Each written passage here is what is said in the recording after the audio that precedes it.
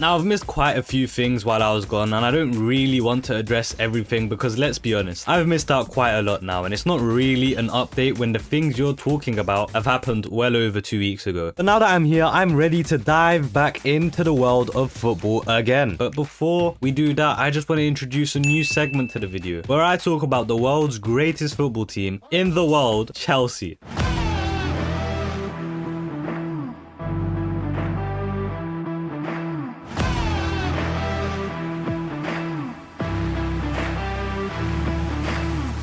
Chelsea's going to win. How much? 3-0. 3-0. 3-0.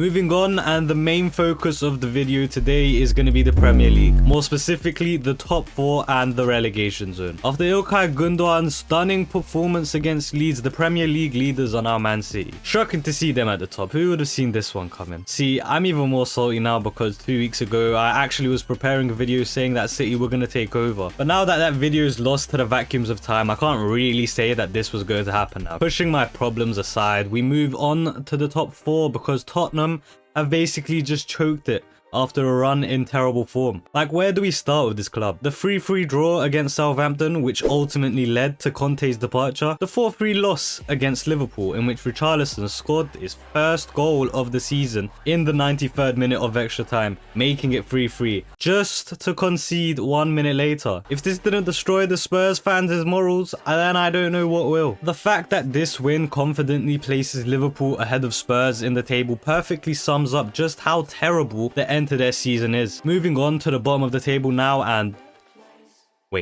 Wait, did you actually think I was going to move on? Jacob Murphy, Joe Linton, Alexander Isak, and Callum Wilson, they really made my whole season with this one. 6-1 at St James's Park as Newcastle thrashed Tottenham in this one. A truly one-sided affair here. Yeah, we can move on now. I just wanted to remind everyone about this massacre, just in case you all forgot. Between Newcastle, Manchester United, and Liverpool now, only 2 of them are going to get this top 4 spot. Tell me who you think is going to secure top 4 down in the comments below. I'm really interested in hearing what you have to say, but for me, I think Liverpool are gonna have to get lucky if they want to make it top 4. Don't get me wrong, they're all doing quite well recently, but as of me recording this, Newcastle and United have 2 games in hand and are both a couple of points ahead of Liverpool. By the time this video comes out, I'm certain that the games they have in hand will reduce to only 1. But if both Newcastle and United can keep this spectacular form up, then even if Liverpool win their next 3 games, which is highly likely as they've got relatively easy opponents now, it won't really matter because if United and Newcastle also win all their games, they just sit comfortably in top 4. The only top 10 team Newcastle and United are facing for the end of this season is Arsenal, who are desperately not trying to drop any more points. But other than that, these 2 teams have got relatively easy games. So with that being said, I'm sorry, but I still think Liverpool are going to make it to the top 4. Yes, I mean, it's Liverpool at the end of the day. They're back in great shape after winning 6 games in a row now. They're most likely getting these last 9 points. And I also feel like Newcastle are going to stay top 4. So I'm sorry to all United fans, but after watching you lot get absolutely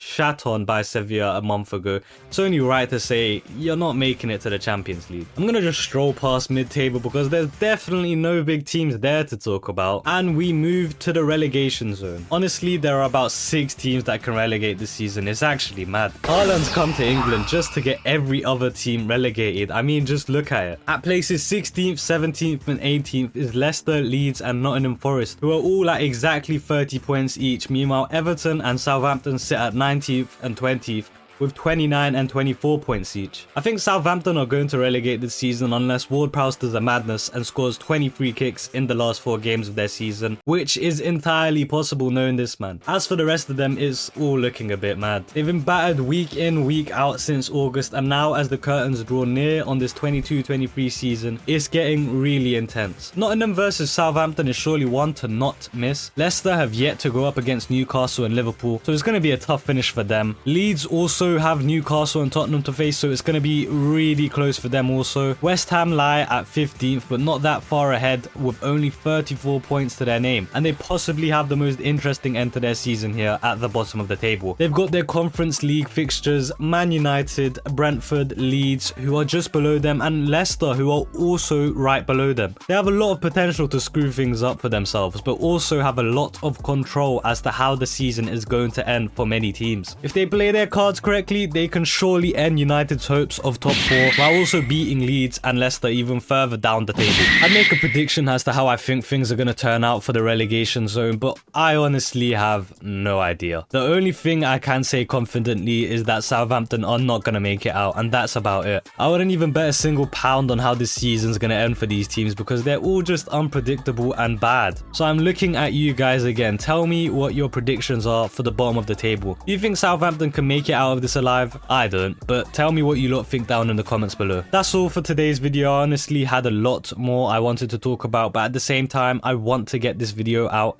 ASAP, so sacrifices had to be made. Thanks for watching. If you enjoyed, then make sure to subscribe. It really helps, and I'll see you all in the next video.